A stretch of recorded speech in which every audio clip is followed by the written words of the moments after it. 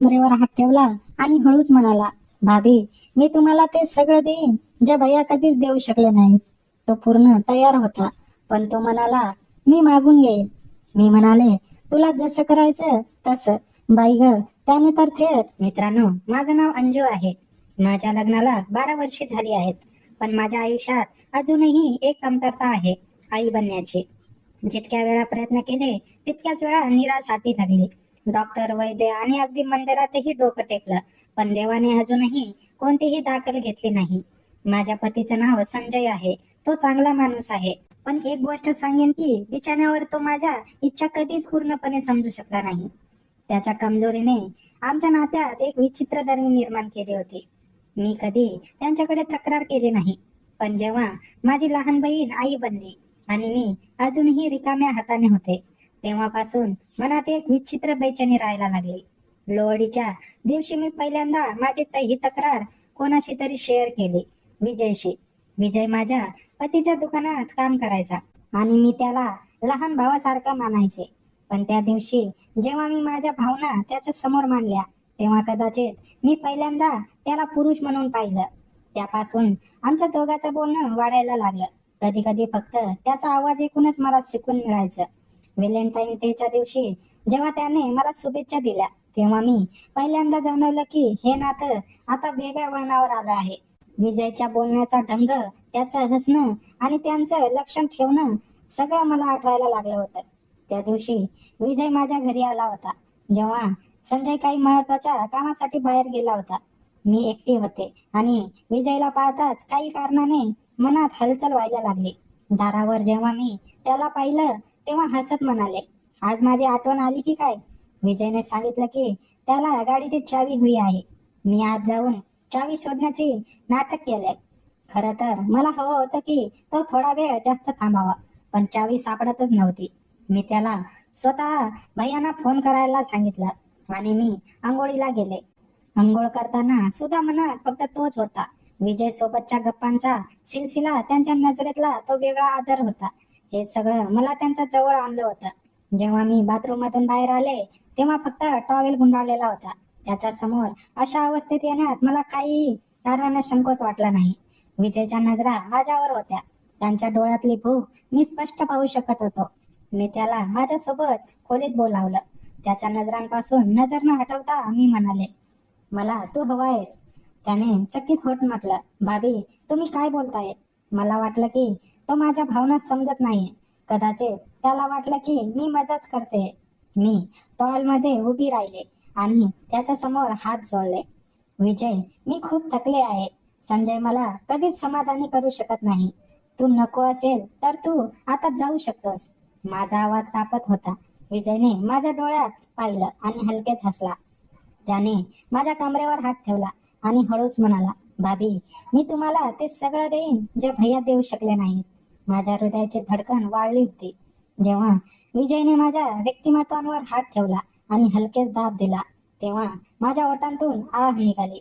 मी त्याला पलंगाकडे ढकललं आणि स्वतः वर बसले. त्यांची भावना माझ्या पोटांवर जाणवत होती. तो पूर्ण तयार होता. मी त्यांचे कपडे बाजूला करायला सुरुवात केली. यावेळी विजय सुद्धा पूर्णपणे बसला होता. त्याने मला पलंगावर पाडलं आणि टॉवेल हलकेच बाजूला केला. विजयच्या नजरा माझ्या पूर्ण मोकळ्या शरीरावर फिरत होत्या. जेव्हा त्याने हात माझ्या व्यक्तिमत्वावर पोहोचले, तेव्हा एक विजेचा झटका गेल्यासारखं वाटलं. त्याने हलकेच माझे व्यक्तिमत्वांना तोंडाने सुंदर अनुभव द्यायला सुरुवात केली आणि माझे श्वास वेगवान होऊ लागले. मी त्यांच्या केसांमध्ये बोट फिरवायला लागले. मी बेचैनीने त्याच्या प्रत्येक स्पर्शाची वाट पाहत होते. जेव्हा त्याने माझे कव्हर काढण्याचा प्रयत्न केला, तेव्हा मी हलकासा विरोध दर्शवला. विजय, हळू. यापूर्वी कोणी असं सुख दिलं नाही. त्याने माझ्याकडे पाहिलं आणि हसला. भाभी, आज मी तुम्हाला पूर्णपणे बाई बनवेल. त्यांच्या हाताने माझे कव्हर बाजूला केले. त्याचा हात जेव्हा माझ्या जीवनापर्यंत पोहोचला, तेव्हा माझ्या शरीरात सिंहरण पसरले. माझ्या ओठांतून हलक्या सिसक्या निघत होत्या. मी म्हणाले, विजय, तुम्ही खूप टाईट आहात, कारण कोणी मला असं कधीच घेतलं नाही. माझ्या आवाजात लाज आणि उत्तेजना दोन्ही मिसळले होते. मग विजयने वेळ न घालवता लगेच माझ्या ओठांवर ओठ टेकवले. मी शहारले. माझे श्वास वेगाने वाढायला लागले. माझ्या गळाचा खालचा भाग खाली वर होऊ लागला. तो लगेच माझ्या ओठांवर ताबा घेतला. मी डोळे बंद केले. आता मी सुद्धा त्यांना प्रतिसाद देऊ लागले. मला खूप दिवसांपासून हे सर्व मिळणार होते, म्हणून मी अधिकच शहारत गेली. तो माझ्या मानेवर किस करायला लागला. एक हाताने माझे सुंदर व्यक्तिमत्वांना स्पर्श करू लागला. मी प्रभावित होऊन चुळबुळ करायला लागली. हा खेळ 10 मिनिट चालला. मी आता खूप रंगात आले होते. मी उत्तेजित होण्यास सुरुवात झाली होती. तो मला पापी करत माझे आधार मोकळे केले. ते मोकळे होताच माझे स्वर्गाचे 2 डोंगर उभे झाले. आता ते समोर स्पष्ट होते. ते पाहून विजय हतबल करत होते. तो हळूहळू त्यांना स्पर्श करायला लागले. मी सळसळत होती. माझे आवाज येत होते. मी सुस्कारे टाकत होती. तो अधिकच वेगाने स्पर्श करत होता. त्यांच्या हरकतीने मी आता प्रचंड प्रभावित झाली होती. मी जोरजोरात श्वास घेत होती. त्याचे ही भावना खूप दाटून आले होते. मी पण फुल रंगात होती. त्यांनी सांगितल्याप्रमाणे मी पोझिशन घेतली आणि माझे राहिलेले कपडे बाजूला केले. तो लगेच माझे जीवन मोकळे करत पुरी ताकदीने स्वारी केली. तशी मी किंचाळले. माझ्या डोळ्यातून पाणी आले. तो माझ्याकडे लक्षच दिलं नाही. मग तो माझ्या व्यक्तिमत्वाला हाताळत पापी करत शांततेतील गोष्टी करायला लागला. मी शांत झाले. मग हळूहळू तो हालचाल करू लागला. तशी मी आनंदाने डोळे मिटू लागली. ते सुंदर क्षण मी आता अनुभवून सुखावून जाऊ लागली. तो आता तळ गाठू लागला. तशी मी मादक सुस्कारे टाकायला लागली. विजय खूप चवताळून माझ्या जीवनाचा तळ गाठत राहिला. आम्हाला काही भानच राहिला नव्हता, कारण मला पण एक अप्रतिम सुख मिळत होता. माझ्या चेहऱ्यावरचे भाव सारखे आनंदाने बदलत होते. माझ्या चेहऱ्यावर घामाचे दवबिंदू साठू लागले होते, पण तो सारखा हलचल करत होता आणि त्या स्वर्गीय जीवनाचा आनंद घेत होता. मी नुसती मादक सुस्कारे टाकून त्या सुंदर क्षणाचा आनंद घेत होती. माझा चेहरा आनंदाने उजळून निघाला होता. त्याच्या शिस्त मी माझ्या सुंदर जीवनात अनुभवत या क्षणाचा पुरेपूर आनंद घेत होती. मी मध्येच डोळे मिटून बोलत होते, अरे काय सुख देतोस रे विजय. मग तो अधिकच हलचल करत आनंद घेत होता. शेवटी मी त्या उत्कट सुंदर क्षणापर्यंत येऊन पोहोचली. मी आवाज करत हलचल वाढू लागली. माझ्या चेहऱ्यावर एक प्रकारचे समाधान पसरले होते. मी खूप आनंदी झाली होती. हळूहळू आनंदाने माझी पकड मजबूत होत गेली आणि मी शांत झाले.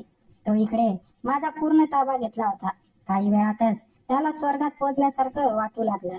ते उत्कट क्षण जवळ येताच माझा बांध फुटला आणि तो माझ्या जीवनात आनंदाचे रंग उडू लागला. त्याला पण स्वर्गात तरंगत असल्यासारखं वाटू लागलं होतं. त्यांना एकदम हलकं हलकं वाटू लागला. माझ्या चेहऱ्यावर अनामिक सुख आणि आनंद झळकत होता. मी शांत होऊन स्मित करत होते. मी त्यांच्या केसांवरून प्रेमाने हात फिरवत म्हणाले, खरंच विजय, आज मला तू जीवनातलं अप्रतिम सुख दिलं आहेस. असं सुख आणि समाधान मला कधीच मिळणार नाही. जेव्हा विजय आनंदाने खुश होत म्हणाले, तुझ्यासारखी सुंदर बाई असल्यावर मलाही आता कसलीच फिकर नाही. आज मला माझ्या भावना मोकळा करून खूप आनंद झाला. आम्ही दोघे थकून निढाळ पडलो. मी त्याच्या छातीवर डोकं ठेवत आणि हळूवार आवाजात म्हणाले, विजय, मी कधीच विचार केला नव्हता की मी भैयांना फसवेल, पण तू मला ते सुख दिलंस जे मला 12 वर्षात मिळालं नाही.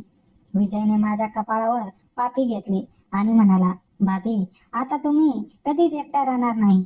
जेव्हा तुम्हाला गरज असेल तेव्हा मी तुमच्या जवळ असेल. त्या रात्री आम्ही दोघांनी अनेकदा एकमेकांना अनुभवलं, पण माझ्या मनात एक भीती होती की संजय वेळेआधी घरी येऊ नयेत. विजय, आता उठ, भैया कधी येऊ शकतात. मी त्याच्या केसांमध्ये बोट फिरवत म्हणाले. विजयने हसत माझ्या व्यक्तिमत्वांवर हलकीशी पापी घेतली आणि उठायला लागला. मी सुद्धा लवकर पलंगांवरून उठले आणि बाथरूम मध्ये जाऊन स्वतःला स्वच्छ करायला लागले.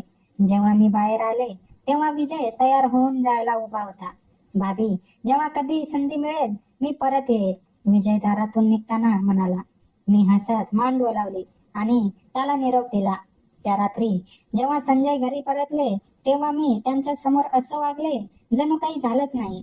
पण माझ्या मनात विजयच्या स्पर्शाच्या आठवणी वारंवार येत होत्या. त्या रात्री जेव्हा विजयने माझ्याशी प्रेम करायचा प्रयत्न केला तेव्हा मला पहिल्यांदाच त्यांच्या स्पर्शाचा काही रस वाटला नाही. त्यांच्या छोट्या आणि कमजोर भावनेमुळे आता कोणताही समाधान मिळू शकत नव्हतं. दिवस पुढे सरकत गेले. विजय आणि मी सतत एकमेकांशी बोलत होतो, पण संजयच्या घरी असणं एक भिंत बनलं होतं. आम्ही दोघे संधीच्या शोधात होतो, पण एके दिवशी संधी आलीच. संजयच्या मामाच्या घरी कुटुंबात लग्न होतं आणि ते 3 दिवसांसाठी बाहेर जाणार होते. जाताना त्यांनी म्हटलं, अंजू तुलाही यायला हवं होतं, पण आईला घरी एकटं सोडून जाणं अवघड आहे. मी मान डोलावत म्हणाले, तुम्ही जा, मी माझ्यांची काळजी घेईन. त्यांच्या जाण्याच्या काही तासानंतर विजय माझ्या घरी पोहोचला. जेव्हा मी दार उघडलं तेव्हा तो काही न बोलता आत आला. त्यांच्या डोळ्यात तीच भूक होती जी मी पहिल्यांदा पाहिली होती. विजयने मला घट्ट मिठी मारली आणि आम्ही दोघे तिथेच लिव्हिंग रूम मध्ये एकमेकांना प्रतिसाद द्यायला लागलो. आम्ही दोघे पुन्हा एकमेकांच्या बाहुपाशात विलीन झालो. यावेळी मी पूर्णपणे तयार होते. मी विजयचा हात पकडून त्याला बेडरूम पर्यंत ओढलं. जेव्हा आम्ही पलंगावर पोहोचलो माझे श्वास वेगवान होत होते. जेव्हा तो हलकेच म्हणाला, भाभी आज मी तुम्हाला पूर्ण भरून टाकेन. मी त्यांच्या डोळ्यात पाहत म्हणाले, विजय मला आज आई बनायचं आहे, तुझ्या मुलाची आई. विजय हळूच विचारलं, भाभी जर तुम्ही खरंच आई झाला तर भैयांना कळणार नाही का? मी त्याच्या डोळ्यात पाहत म्हणाले, नाही, संजय कधीच समजणार नाही. ते म्हणतील की शेवटी त्याच मुलं आहे, पण आपण दोघे जाणतो की खरा बाप कोण आहे. त्या रात्री आम्ही दोघांनी अनेकदा प्रेम केलं. यावेळी मी स्वतः इच्छित होते की विजय माझ्या आत आपलं बीज रोवावं. आणि काही आठवड्यानंतर जेव्हा माझा पिरियड चुकला तेव्हा मला कळलं की विजयचाच बीज माझ्यात फलद्रुत होत आहे. जेव्हा मी विजयला ही गोष्ट सांगितली तेव्हा त्याने मला घट्ट मिठी मारली. 9 महिन्यानंतर मला जुळी मुलं झाली. संजय त्यांना पाहून आनंदाने फुलले, पण मी आणि विजय जाणत होतो की ती मुलं विजयचीच आहे. डिलिव्हरी नंतर मी काही महिने विजयला भेटू शकले नाही.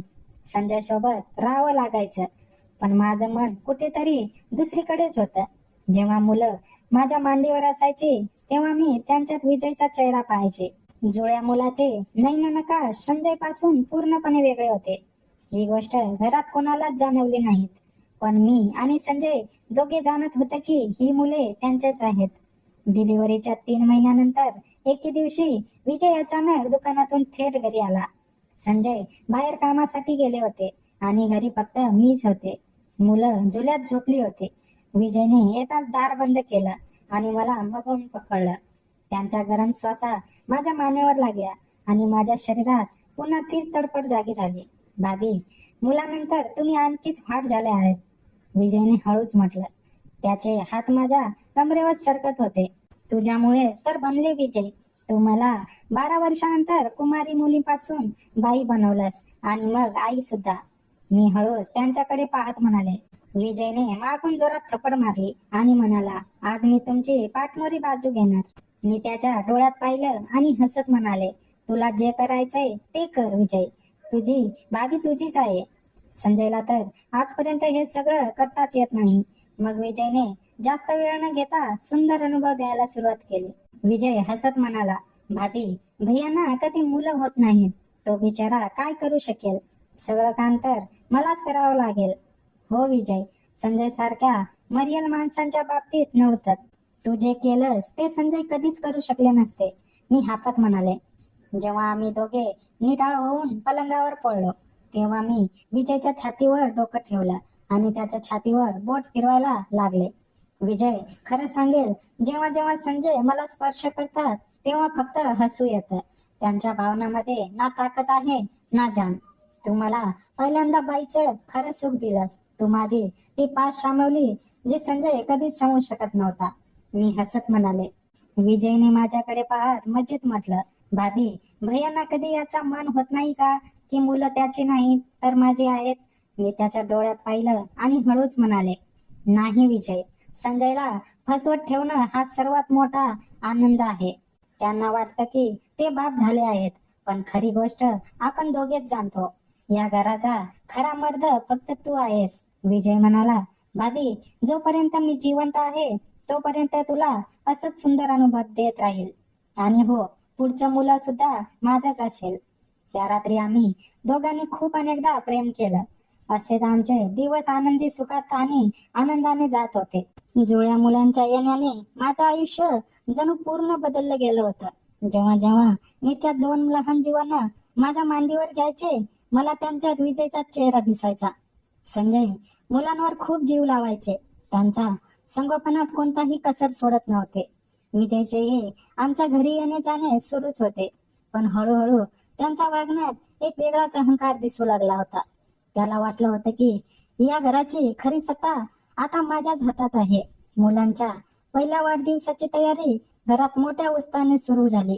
सगळं काही ठीक चाललं आहे असं मला वाटत असतानाच अचानक एक दिवस संजय याची प्रकृती खालावली. त्यांना तीव्र त्रास होऊ लागल्याने मी आणि विजय त्यांना तातडीने रुग्णालयात घेऊन गेलो. डॉक्टरांनी त्यांची तपासणी केली आणि काही जुने वैद्यकीय अहवाल मागवून घेतले. तिथेच माझ्या पायाखालची जमीनच सरकली. डॉक्टरांनी माझ्या समोर संजय यांच्या जुन्या फाईल्स उघडल्या आणि सांगितले, अंजुजी, संजयजींना 12 वर्षापूर्वीच एका वैद्यकीय समस्येमुळे हे स्पष्ट माहित होतं की ते कधीही जैविक पिता बनू शकत नाहीत. हे रिपोर्ट जुनेच आहेत. हे ऐकताच माझं काळीच दडपडलं. मला दरदरून घाम फुटला. मी अवाक होऊन संजय यांच्याकडे पाहिलं.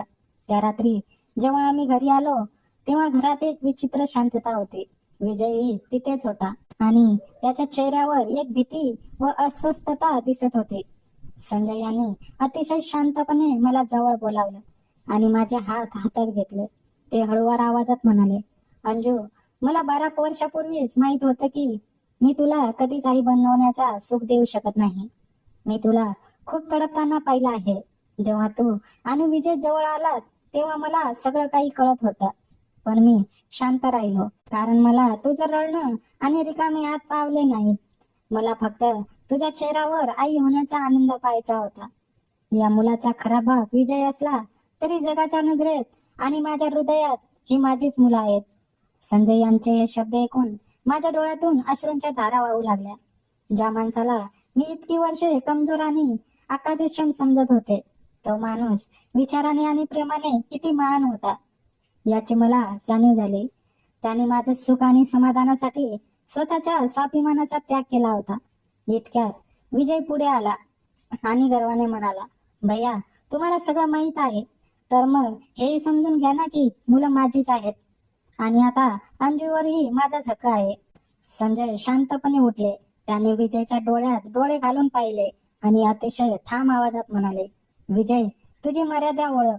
तू माझ्या दुकानातला एक कामगार आहेस आणि या कुटुंबाचा भाग होण्याचा आव आणू नकोस. अंजूची ही गरज होती आणि तू ती पूर्ण केलीस. पण म्हणून तू या घराचा मालक बनू शकत नाहीस. ही मुलं माझीच आहेत आणि अंजू माझी पत्नी आहे.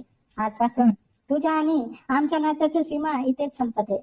विजय संजय यांच्या त्या रुबाबदार आणि शांत आवाजासमोर पूर्णपणे निरुत्तर झाला. त्यांच्याकडे बोलायला काही शब्द उरले नव्हते. तो गप्पपणे तिथून निघून गेला. त्या रात्री विजय गेल्यानंतर मी संजय यांच्या पाया पडले आणि ढसाढसा रडले. मी विजयला दिलेला सुखाच्या आणि वासनेच्या मोहात आंधळी झाले होते. पण मला खऱ्या प्रेमाची आणि त्यागाची किंमत आता कळली होती. संजय याने मला प्रेमाने उठवले आणि घट्ट मिठीत घेतले. त्या दिवशी मला समजले की शरीराच्या सुखापेक्षाही मनाचे आणि समजुतीचे नाते कितीतरी मोठे असते. मी विजयचा तो अध्याय कायमचाच संपवला आणि माझ्या मुलांसोबत व संजय यांच्या सोबत एका नव्या खऱ्या आणि आधारयुक्त आयुष्याला सुरुवात केली. मित्रांनो, या कथेतून आपल्याला एकच शिकायला मिळतो की चुकीचा मार्ग सोडून योग्य वेळी सत्याचा स्वीकार करणे आणि खऱ्या माणसाची किंमत ओळखणे हीच संसारातील सर्वात मोठी शिकवण आहे. मित्रांनो, ही कथा तुम्हाला कशी वाटली हे कमेंट करून नक्की सांगा. जर कथा आवडली असेल तर व्हिडिओला लाईक करा आणि चॅनलला सबस्क्राईब नक्की करा. धन्यवाद.